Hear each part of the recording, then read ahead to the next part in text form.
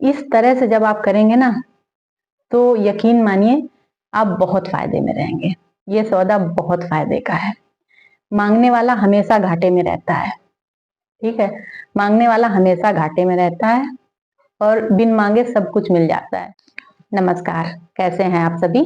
मैं Rita, certified recce healer, master hypnotherapist, स्वागत करती हूँ आज के वीडियो में। आज का वीडियो देखने के लिए और मेरी बातें सुनने के लिए मैं हाथ जोड़कर आप सभी से विनती करती हूँ। वीडियो में आए हैं तो आप वीडियो को पूरा देखिए। हो सकता है ये वीडियो आपके जीवन से आपकी समस्याएं खत्म कर दे, आपकी शिकायतें खत्म कर दे, या हो सकता है आपकी इच्छा से भी ज्यादा आपको मिलने लगे, आपकी भटकन खत्म कर दे। तो इसीलिए आप वीडियो को पूरा देखिए और जो बातें मैं बता रही हूँ, इन बातों को समझने का प्रयास करिए और अपने जीवन में उतारने का प्रयास करिए।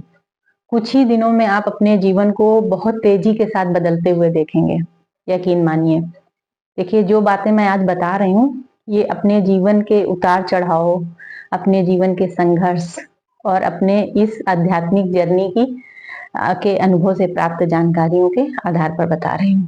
तो इन बातों को आप समझिए और उतारना शुरू करिए। और आपको वीडियो अच्छा लगे तो आप अपने रिश्तेदारों को और रिलेटिव्स को शेयर भी करिए। हो सकता है इन बातों से उनके जीवन में भी कुछ बदलाव आए, तो आप इस वीडियो को शेयर भी करिए। और आपको अच्छा लगे, चैनल में नए हैं तो आप सब्सक्राइब भी कर लीजिए। देखिए, आपने कबीरदास जी का ये दोहा तो सुना होगा, बिन मांगे मोती मिले, मांगे मिले न भीख। तो इसी बात को आपको धारण करना है अपने अंदर। देखिए, आप जैसे मंदिर जाते हैं तो आप प्रभु के दर्शन करने मंदिर जाते हैं, तो आप दर्शन करने मत जाइए। आप ईश्वर को अपने घर का सदस्य बना लीजिए, उनसे एक रिश्ता बना लीजिए। आप प्रेम की डोर में ईश्वर को बांध लीजिए, प्रभु को बांध लीजिए। आप मंदिर जाइए तो आप प्रभु से मिलने जाइए, प्रेम से उनसे मिलने जाइए। आप भले ही कुछ चढ़ाने के लिए मत ले जाइए, किसी भूखे को आप एक खाना खिला दीजिए, 2 रोटी खिला दीजिए। और आप मंदिर जाइए, प्रभु से मिलने जाइए, उनके पास बैठिए। आपके जीवन में कोई समस्याएं चल रही हैं तो आप प्रभु को जरूर बताइए, पर उनसे ये भी कहिए कि ईश्वर, जो आप देंगे आप अपने हिसाब से मुझे दीजिए। जो आपके नजरिए में सही हो मेरे लिए, वो आप करिए आप मेरे जीवन के साथ। तो इस तरह से आप जब अपनी धारणाएं बनाने लगते हैं, आप एक विश्वास कायम कर लेते हैं प्रभु के साथ कि जो प्रभु करेंगे, ईश्वर करेंगे, वो आपके लिए सर्वश्रेष्ठ होगा। आप प्रभु से बताइए कि मैं जो आपसे मांगूंगा वो शायद हो सकता है श्रेष्ठ हो, लेकिन आप जो करोगे मेरे साथ वो सर्वश्रेष्ठ होगा। आप धन्यवाद के भाव में रहिए। आपको परेशानियां कुछ हैं तो आप बताइए, लेकिन जो आपके जीवन में अच्छी चीजें हैं, उन चीजों के लिए बढ़ चढ़ कर आप धन्यवाद दीजिए ईश्वर का। जब आप शिकायतें करने लगते हैं ना, तो ब्लॉकेजेस बनने लगते हैं। तो जो चीजें अच्छी आपके जीवन में आनी थी, वो भी चीजें आपसे दूर हो जाती हैं। और जब आप वो धन्यवाद देने लगते हैं, तो जो जो चीजें आपके जीवन में नहीं थी, नहीं आनी थी, वो भी चीजें आपके जीवन में आने लगती हैं। मेरी इन बातों पर आप यकीन करिए और कुछ दिन आप इन बातों को फॉलो करके देखिए।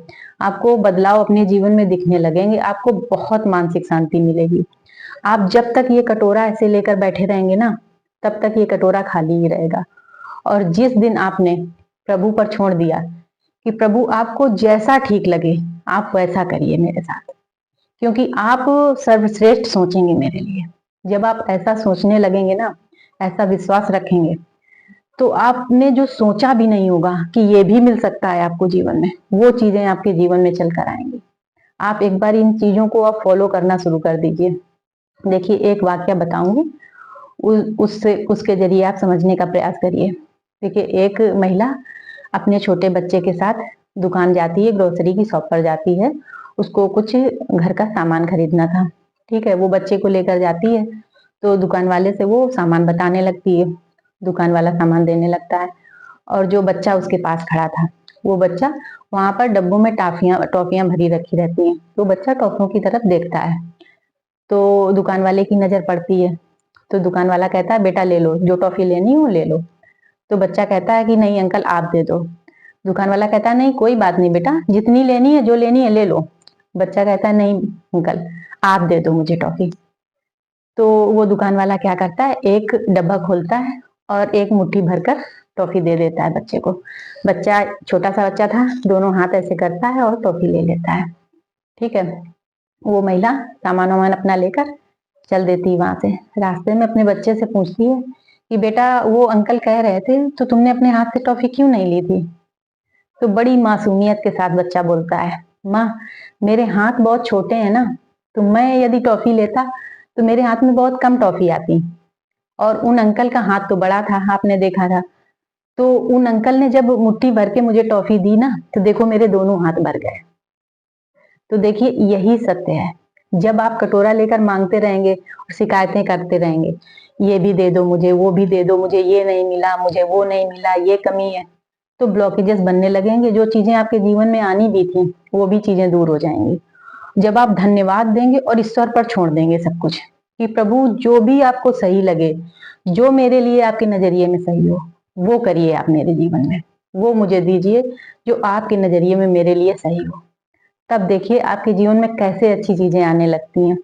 आप जैसे कोई भी व्रत रखते हैं या कोई भी टेक्निक आप करते हैं, कोई रिचुअल करते हैं, आप प्रेम से करिए और ईश्वर को समर्पित कर दीजिए। आप ये कह दीजिए कि प्रभु मैं प्रेम से आपके लिए ये सब कर रहा हूँ, आपको जो उचित लगे वो आप करिए मेरे साथ। इस तरह से जब आप करेंगे ना, तो यकीन मानिए आप बहुत फायदे में रहेंगे।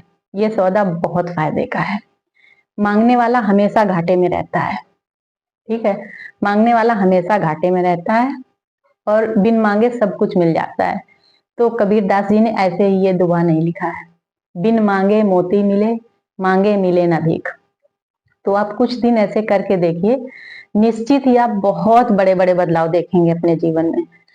आप हर समय धन्यवाद के भाव में रहिए। शिकायतें करना तो बिल्कुल आप अपने जीवन से समाप्त कर दीजिए। यदि आप बहुत दिनों से कोई मंत्र जाप कर रहे हैं या कोई उपाय कर रहे हैं, करने के बावजूद भी आपकी कोई मनोकामना ऐसी है जो पूरी नहीं हो रही है, तो आप उसके लिए फ्रस्ट्रेटेड मत होइए। ये सोचिए हो सकता है ये इच्छा जो आप मांग रहे हैं, ये चीज आपके लिए सही नहीं होगी, इसीलिए प्रभु नहीं दे रहे हैं। या हो सकता है इससे अच्छी चीज उन्होंने सोच के रखी है आपके लिए, क्योंकि आपके प्लान बहुत छोटे होते हैं और प्रभु के प्लान बहुत बड़े होते हैं, बहुत अनंत होते हैं। तो इसीलिए आप प्रभु के प्लान पर भरोसा रखिए। आप शिकायतों का जो पुलिंदा है ना, इसको बांध कर फेंक दीजिए। आप धन्यवाद के साथ रहिए और धन्यवाद अदा करते रहिए और ईश्वर पर पूरा भरोसा रखिए कि जो वो करेगा वो आपके लिए सर्वश्रेष्ठ होगा। जब आप ऐसा विश्वास रखेंगे ना, तो आप बहुत बड़े बड़े बदलाव देखेंगे। आप सोच नहीं सकते अपने जीवन में कैसे कैसे बदलाव होंगे। आप बिल्कुल खुल जाइए कि देखो कोई भी माता पिता अपने बच्चे के लिए अच्छा सोचता है। जब बच्चा छोटा होता है ना, कुछ करने के लायक नहीं होता है, तो माँ हमेशा क्या सोचती है कि इसको कौन सी चीज ऐसी खिलाऊं, इसका शरीर स्वस्थ रहे, क्या मैं इसको ऐसा दूं, मतलब अच्छे से अच्छा उसके लिए सोचती है। तो उसी तरह से प्रभु जो बैठे हैं ना, जब उनसे शिकायतें करना बंद कर देते हैं हम और सिर्फ धन्यवाद के भाव में रहते हैं जो जो उन्होंने दिया है हमें, और प्रेम से उनके साथ रिश्ता हम बनाते हैं, तो प्रभु हमें अनलिमिटेड देते हैं। देखिए जहाँ प्रेम होता है ना, वहां मांग नहीं होती। और जब आप प्रभु से प्रेम करेंगे तो आपको बिन मांगे ही सब कुछ मिल जाएगा। तो आप कुछ दिन इन बातों को अपने अंदर उतारिए और इनको फॉलो करिए, फिर देखिए आपका जीवन कैसे नहीं बदलता है। तो चलिए आज के लिए बस इतना ही, फिर मिलेंगे अगले वीडियो में अगली जानकारी के साथ।